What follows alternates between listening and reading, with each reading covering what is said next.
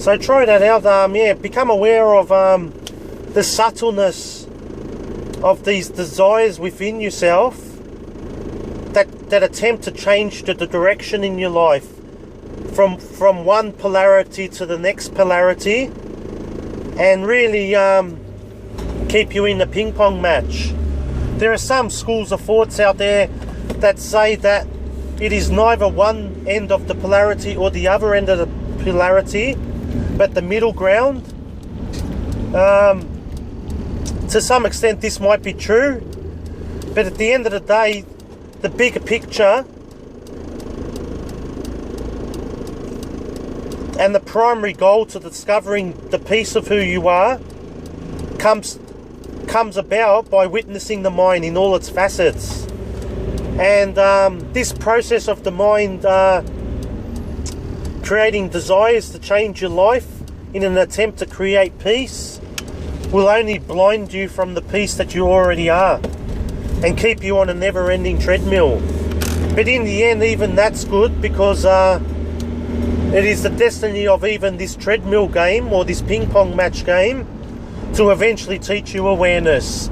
So even that's good.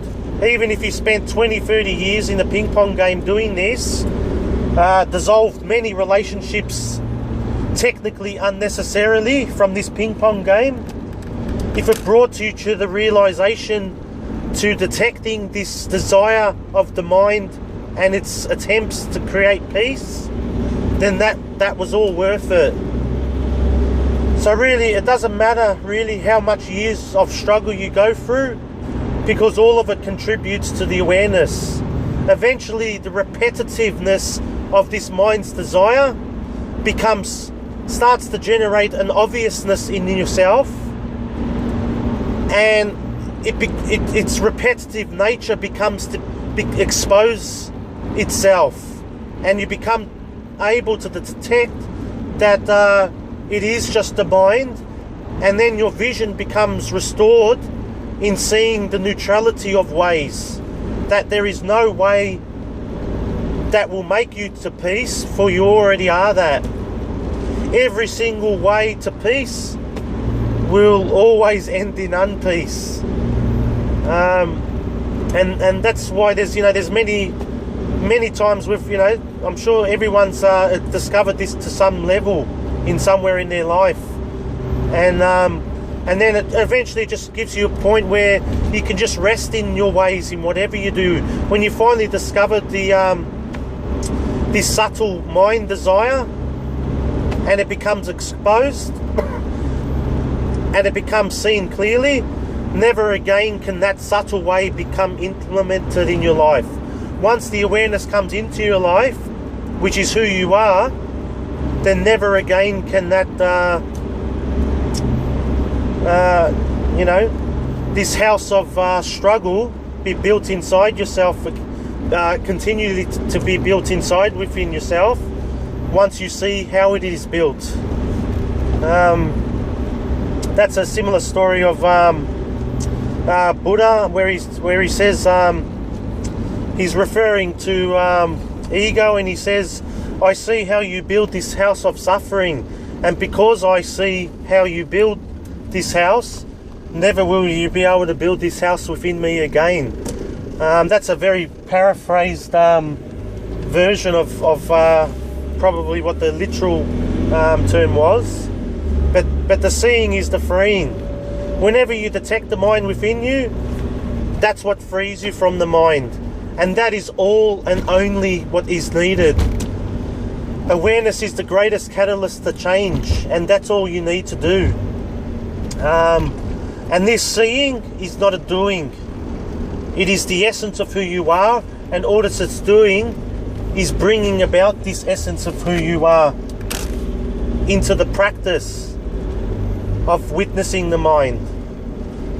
And the greatest gift from the mind doing all these subtle things and creating confusion when we identify with it is that it draws out the awareness of who we are ever more, and it brings us to the remembering and the realization of ourselves ever more. And this is the cosmic joke. It's needed the mind to bring about this. going about in your day-to-day life and waiting for these moments of mind to come about is one of the fastest ways you can become enlightened or awaken to the awareness that you are, to the peace that you are. It is through the mind arising is when it becomes exposed. If the mind's quiet and there's nothing going on in the background, there's no opportunity for your awareness to emerge. You need the mind to come into the foreground and for you to witness it from the background, and it acts as a mirror, so you can feel yourself as this witness. So really, this is the gift of illusion, the gift of the mind, in the sense of how it creates confusion and struggle. If it wasn't for that, then we wouldn't have an opportunity to become the witness. We need something to witness, and it is the mind which is our greatest opportunity to witness something. The mind is the greatest, it's not the greatest, it's pretty much the only thing that we can be confused and mistaken as our identity.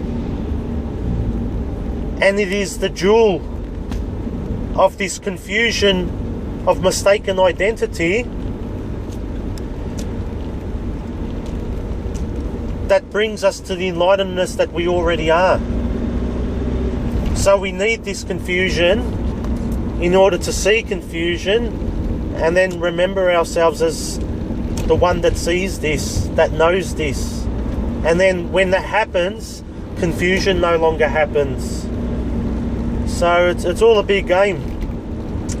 So be on the lookout for, if you do notice yourself bouncing around and you want to save yourself about 10-20 years, make it a practice each day just to notice the mind's suggestions and just silently witness them. Don't make judgments of them, because that's the mind coming in the background and making judgments again, which is another subtle way of the mind coming in again. Just witness them silently. And see if you can not mind these subtle desires for peace within yourself. And as you not mind them,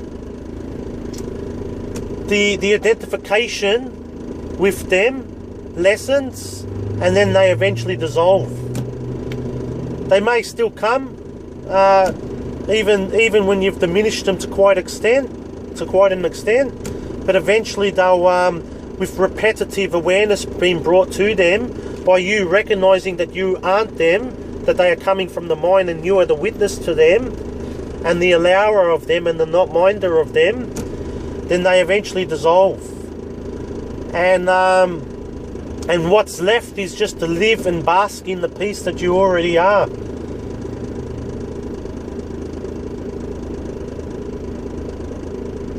Blessed are the struggles, for they bring us to the truth of who we are. Thank you.